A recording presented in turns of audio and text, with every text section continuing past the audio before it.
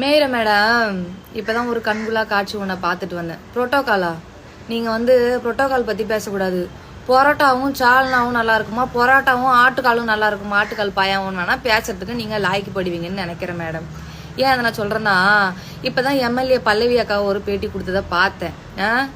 எவ்வளோ நீங்க அவ்வளோ அவமரியாதையா நடத்தினதுக்கு அப்புறம் கூட ஒரு வார்த்தை ஒன்று சொல்றாங்க பத்தியா, விட்டு கொடுக்கறதுனால கெட்டு போக மாட்டோன்னு. அங்க நிக்கிறாங்க. இப்ப தெரியுதா அவங்களுக்கும் உனக்கும் என்ன வித்தியாசம்னு மேயர மேடம்? அப்புறம் போன வீடியோ ஒன்று உங்களுக்கு போட்டேன். யாரோ சேகர் பாபு சேகர் பாபு சேகர் பாபுன்னு கேக்குறாங்க கமெண்ட்ல. யாருன்னு தெரியல சேகர் பாபு. சரி சேகர் பாப்போமோ, அது அப்புறமா பாப்போம்.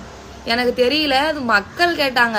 அப்புறம் இந்த புரோட்டோகால் பத்தி தான் அது ரிலேட்டடா தான் நாங்க நடக்கிறோம்னு சொல்லிட்டு நீங்களும் ஓடுறீங்க. சட்டசபையில கேள்வி கேட்டுட்டு உங்க நொண்ணனும் ஓடுறாரு.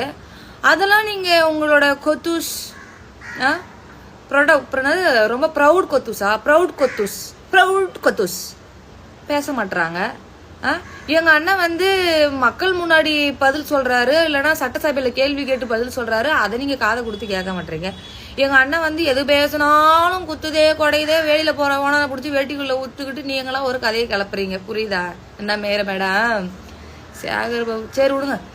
நீங்க என்னதான் ஒரு அவமரியாதையா தாவேகா தொண்டர்களை நடத்தினாலும் இது உங்க ஆட்சி கிடையாது சார். விட்டு கொடுக்கறதுனால கெட்டு போக மாட்டோம் இல்லைங்களா? எங்க தளபதியே பொறுமையா தான் இருக்கிறாரு என்ன பண்ணாலும். அதனாலதான் அவர் இந்த இடத்துக்கு வந்திருக்கிறாரு. அவர் பின்னாடி